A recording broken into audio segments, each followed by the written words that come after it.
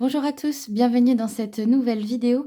On se retrouve aujourd'hui pour la présentation, la review d'un oracle, et c'est l'oracle d'Hildegarde que vous voyez ici de Martine Otaïek.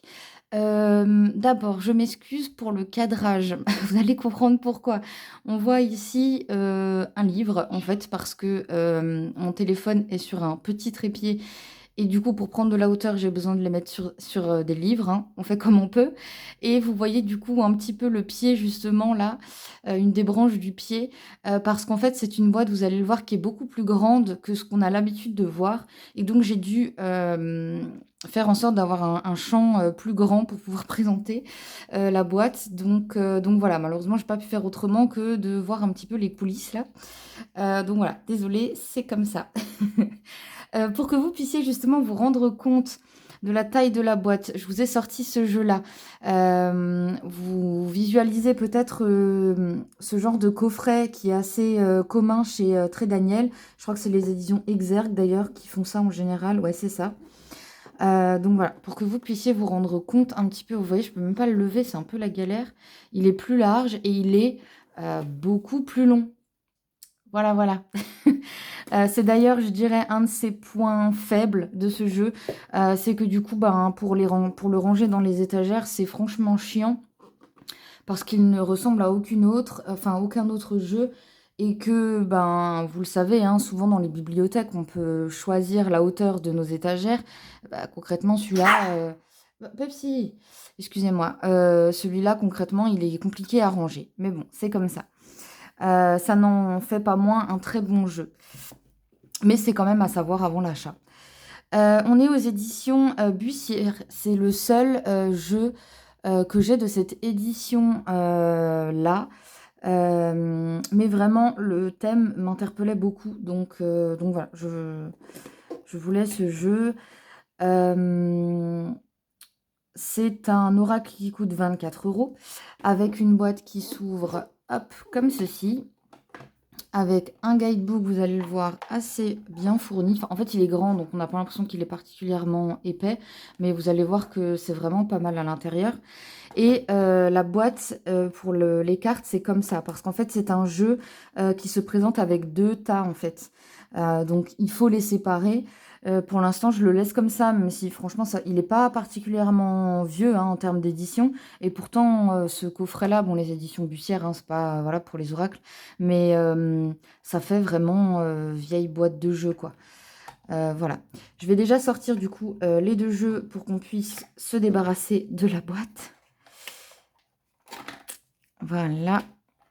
Alors après, j'hésite hein, à enlever ça et à mettre deux petits pochons pour les deux jeux. Je sais pas encore. Mais bon, il est...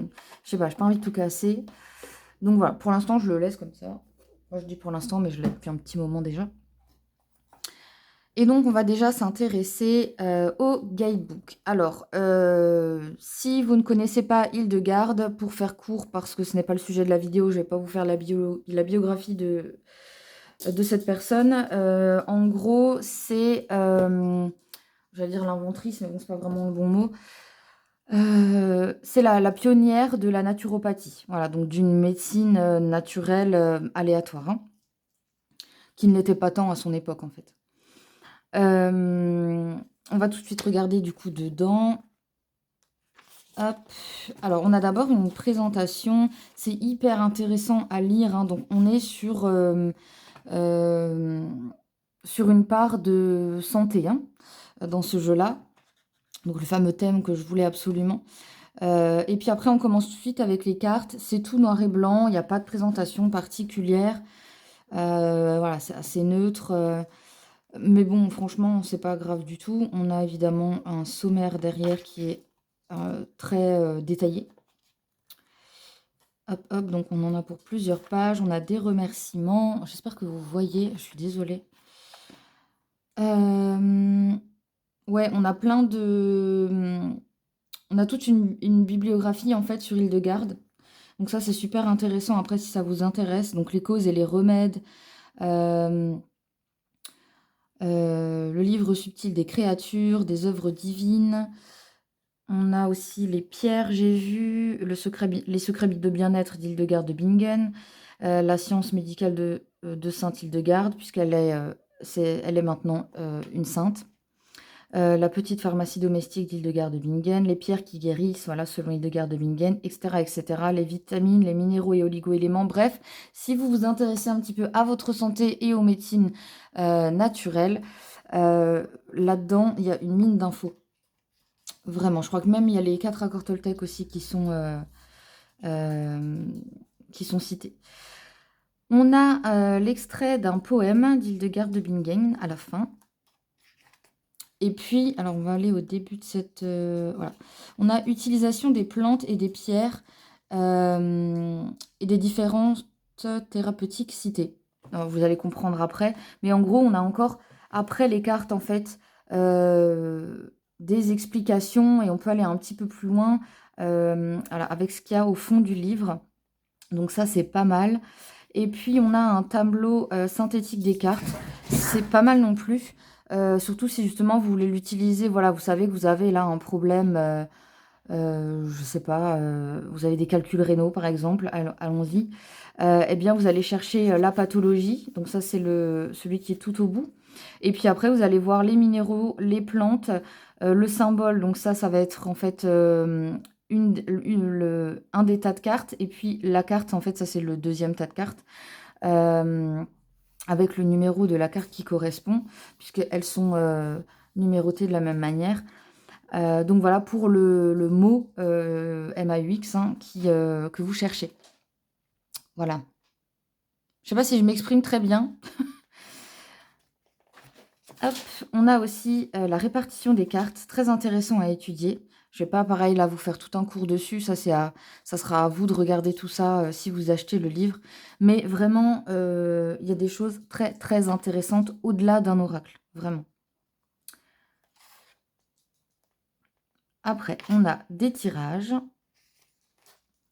Et puis, on a le cœur des cartes. C'est en fait les cartes qui ont juste des phrases. C'est-à-dire qu'en fait, on a uniquement les cartes avec un symbole dessus qui sont vraiment détaillées. Et en fait, si vous voulez, la carte texte est une carte un peu complémentaire. Donc là, il y a juste à chaque fois le numéro et la phrase qu'on retrouve sur la carte en fait à la fin. Donc voilà, mais sinon il n'y a que ce tas-là qui est représenté, mais c'est suffisant. Hein. Le texte fait tout en fait sur la carte, hein. Vraiment il n'y a pas besoin de plus. Après évidemment vous pouvez étudier la couleur, la numérologie, etc. des cartes, on peut toujours aller plus loin, c'est sûr. On va revenir au tout début, reprendre la carte 1 du coup. Tic-tac, je vais y arriver, voilà.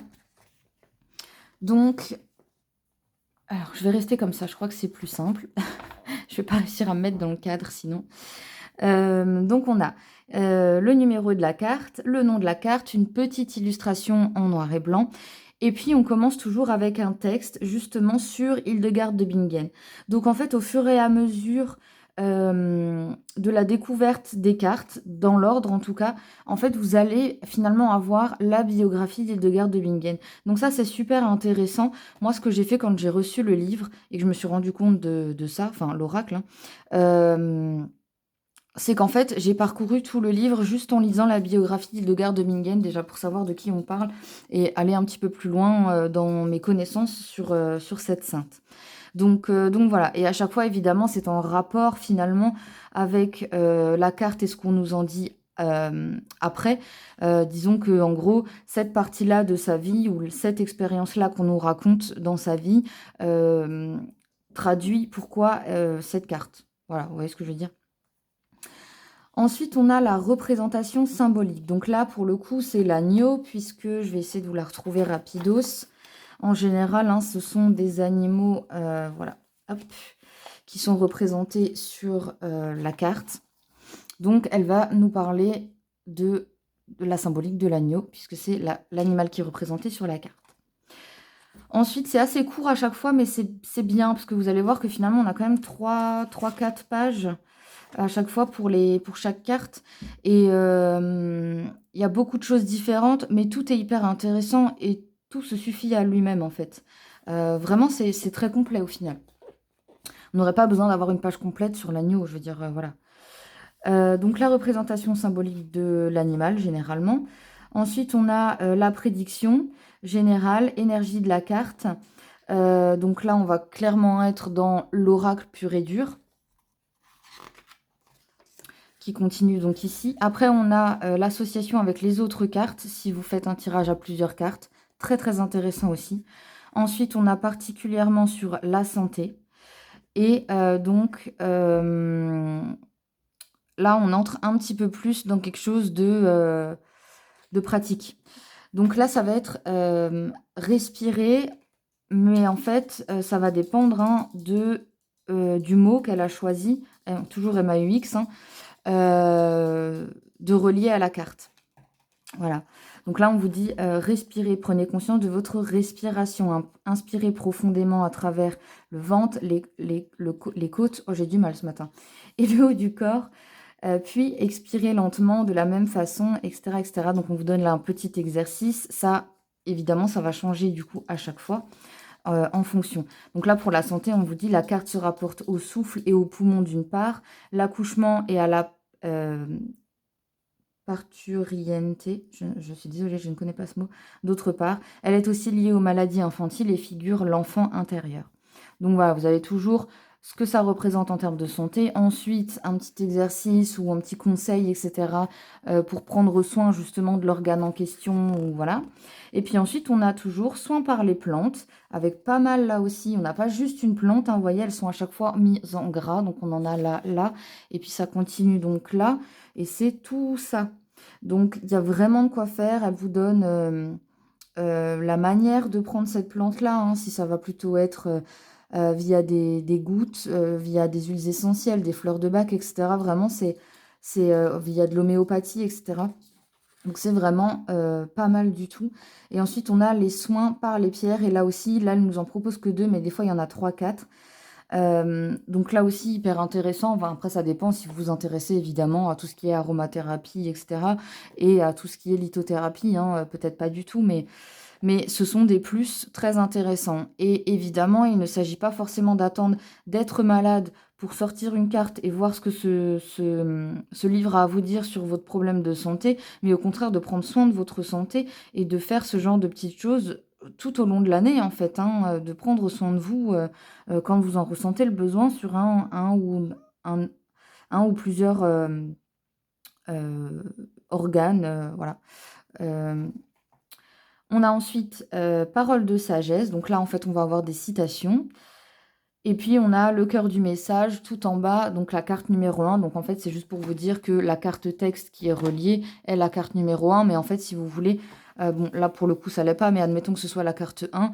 La carte 1 symbolique est toujours avec la carte 1 texte, vous voyez. Donc, voilà, c'est notifié, mais en fait, voilà, c'est... Et donc, voilà, et on a ça pour toutes les cartes. À la rigueur, ce qu'on peut faire à la fin, je le fais pas pour toutes les vidéos, mais c'est à la rigueur se tirer une carte. Et puis, je vous lirai pas les 3 pages, mais au moins un petit peu vous faire un petit panel de tout ce qui se dit pour une carte, que vous puissiez voir un petit peu plus précisément euh, à quoi ça correspond. Voilà, donc très intéressant. Évidemment, il faut que le sujet vous intéresse, hein, mais même en tant qu'oracle, déjà, c'est pas mal. Alors, je vais donc vous mettre le premier jeu. Je voulais aussi vous donner le nombre de cartes qu'on a pour chaque... Il y a 48 cartes en tout, donc divisé en 2. Hein, donc, on n'a pas énormément de cartes en soi, mais franchement, comme dit, c'est vraiment déjà très très complet, je trouve. Je vais essayer de m'approcher un petit peu. Je ne les ai pas remises dans l'ordre. Hein.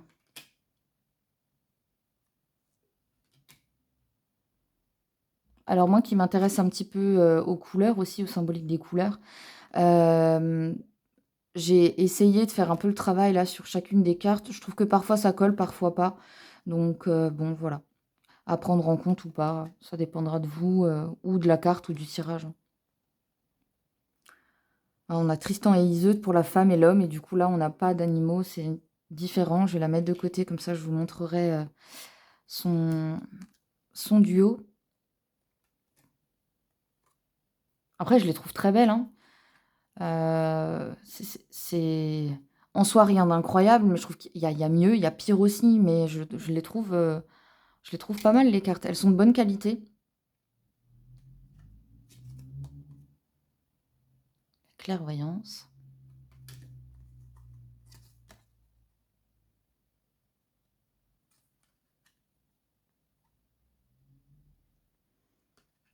Voilà, Tristan. Hop, je vous les montre après. Donc celle-là, vous l'avez vue. Et donc on a à chaque fois 2 mots. On va dire qu'on a un mot, c'est pas carte à l'envers ou carte à l'endroit. Le mot principal est celui d'en haut. Et le mot d'en bas est un mot secondaire, mais voilà. Sur le même thème. Et puis on a l'unité. Et donc vous avez Tristan et Iseut, que je trouve très sympa. Je ne vais pas vous faire défiler toutes les cartes de texte, puisque vous l'aurez compris, voilà, ce n'est rien de plus que ça. Je vais vous en lire une ou deux à la rigueur. Mais voilà, c'est des cartes et du texte. Il me semble que la couleur, par contre, correspond à la couleur de l'autre tas aussi, à chaque fois. Donc là, on a toutes mes pensées positives ou négatives sont créatrices de ma réalité. Je vois qu'il y en a plein qui sont à l'envers. Je vais essayer d'en trouver à l'endroit. Non, vraiment pas. Ok. Hop. Je m'exerce au pardon afin de me libérer des histoires du passé et transformer ma douleur en élan de vie. Au plus profond de la solitude subsiste toujours une étincelle de lumière. Donc on est vraiment sur quelque chose de positif, toujours à la première personne et au présent, un petit peu comme des mantras hein, qu'on pourrait se répéter. Vous pourriez tout à fait le matin tirer une carte simplement de ce tas-là pour se donner un peu de baume au cœur, par exemple dans des périodes où vous n'allez pas trop bien. Voilà. Donc il y a plein finalement d'utilisations à faire de ces cartes-là, de ce jeu-là. Ce que je trouve justement très intéressant. Moi je cherche ça, hein, des jeux qui sont complets et qui peuvent justement être utilisés de plein de manières différentes. Parce que finalement, si on ne les sort qu'une fois l'an pour un truc bien précis et qu'après on n'en a plus l'utilité, bah, je trouve ça un peu dommage, quoi. Donc je mélange un petit peu les cartes hein, et puis on va prendre... hop, on va prendre du coup la première hein, qui sera Amour. Amour et paix, la numéro 19. Vous voyez là, hein, elle est très significative cette carte. Le cœur, la colombe, l'amour, la paix. Voilà, au niveau du symbolisme, on ne peut pas faire plus simple. Donc c'est assez intuitif. Hein. Alors, la carte numéro 19 dans le livre. Hop, voilà, on a quasiment 4 pages, hein, donc je ne vais pas tout vous lire. Évidemment, je ne vais pas vous lire Hildegarde de Bingen. Pour la symbolique de l'animal. Babylone et la Syrie antique vénéraient la colombe, animal pur et sacré, et l'associaient aux déesses de l'amour. Dans l'Ancien Testament, c'est un rameau d'olivier dans le bec d'une colombe qui annonça à Noé la fin du déluge, signe de réconciliation avec Dieu. Le Moyen-Âge chrétien fera de la colombe la représentation de l'Esprit Saint qui met dans les cœurs l'amour de Dieu, lors du baptême à l'image de celui de Jésus. La colombe et l'olivier, dessinés par Picasso en 1948, sont à leur tour devenus des symboles universels de paix au XXe siècle. Reliez-vous à la tendresse de la colombe. Donc vous voyez, pour la symbolique, ça va vraiment aller un petit peu dans toutes les cultures et toutes les époques. Donc je trouve ça super intéressant. Ensuite, pour la prédiction. Alors là, pareil, hein, c'est très très long, puisqu'on va jusque là-haut, derrière. Donc on ne va pas tout lire. En général, la prédiction concerne l'amour sous toutes ses formes, l'amour charnel, la compassion, la fraternité, la solidarité, l'altruisme, la paix intérieure, la paix dans le monde, l'amour de la nature et des animaux. C'est la carte des amants du couple, des mouvements non violents, des maîtres spirituels, des lieux de fraternisation, des associations, des coopératives. Vous voyez, c'est vraiment, on ne se contente pas d'un petit truc, voilà. Pour l'énergie de la carte, chaque étape depuis la carte 1, qui est renouveau, renaissance, jusqu'à la carte 18, puisque là on est donc à la 19, doute, peur, à étayer notre confiance en nous-mêmes, en l'autre, en notre chemin de vie et en l'univers pour nous amener avec la carte 19 au cœur de la confiance. L'être est enfin réconcilié avec lui-même, débarrassé des peurs, des colères, des doutes, et peut accéder pleinement à la confiance du cœur, irradier la joie dont Hildegarde dit dans le livre des œuvres divines, lorsque l'âme et le corps s'accordent dans leur récritude. Récri, ré. Je suis désolée. J'ai vraiment du mal ce matin. Ils obtiennent dans une joie unanime des récompenses suprêmes. Alors oui, ça aussi, c'est vrai que je vous en ai pas parlé, mais vous pouvez aussi, plutôt que de piocher des cartes, si vous en avez besoin, une fois l'an ou peu importe, hein, si vous êtes quelqu'un qui aime travailler avec les cycles, eh bien, travailler de la carte 1 à la carte 24. Autant de temps que vous en avez besoin sur chaque carte, ça veut dire que soit vous faites un jour une carte, soit vous faites une semaine une carte, etc., etc., pour travailler vraiment dessus. Puisque vous le voyez là, du coup, elle est très significative. Il y a vraiment un cheminement qui se crée, un petit peu comme les 22 arcanes du tarot, hein. Il y a vraiment une histoire et un cheminement autour de ces 24 cartes. Allez, on va encore prendre ça, toujours dans l'énergie de la carte, à l'image de la 19e lettre hébraïque intitulée, je vais dire les lettres, un QOF. La lame manifeste de tout espace physique, mental, du subtil au plus profond de l'être, est baigné par l'amour. L'amour demande à être reçu et dispensé dans un élan autant enthousiaste qu'exigeant, car il ne peut y avoir d'amour des autres qui ne passe pas d'abord par l'amour de soi. Après, il y a aussi en opposition, mais voilà, vous voyez, c'est quand même assez complet, on s'y retrouve d'une manière ou d'une autre, ça ne peut que vous parler. Pour les associations de cartes, par exemple, avec la carte numéro 1, ça peut être la nouvelle rencontre amoureuse. Avec la 12, l'insatisfaction et la tristesse en amour, suivi de la carte numéro 14, apprenez à communiquer avec à votre partenaire vos états d'âme, pardon. Avec la carte 21, amour partagé qui ouvre un grand bonheur, etc. Pour la santé, elle désigne l'organe du cœur, le plexus solaire, donc le troisième chakra. Avec les plantes, on va par exemple avoir l'aubépine, grand régulateur du cœur associé à un macérat de bourgeons de lilas, ayant une action drainante sur le cœur et permettant de lutter contre l'athérosclérose, maladie dégénérative des artères. Pour les pierres, on a la moldavite sur le chakra du cœur à poser. Fait de cette roche la pierre de la compassion dans un rayonnement d'amour tel qu'aucune énergie négative ne peut l'atteindre. Voilà un petit peu pour ce qui se passe avec cette carte. Et puis on va aller sur Arthur Rimbaud pour la parole de sagesse. Je ne parlerai pas, je ne penserai à rien, mais l'amour infini me montera dans l'âme. Me montera dans l'âme, pardon. Donc voilà, vous voyez que c'est positif, c'est poétique, c'est plein d'apprentissage. Moi vraiment j'adore ce jeu malgré son côté un peu rustique et une boîte beaucoup trop grande. Voilà. Je vous retrouve très bientôt. Je ne sais pas si j'aurai le temps de faire les vidéos pour septembre parce que je pars 15 jours en vacances. En gros, il y aurait 3 vidéos, 3 dimanches à faire d'avance et je vous avoue que pour l'instant, j'ai pas du tout réussi à prendre cette avance-là. Je vous annoncerai ça de toute façon d'ici là.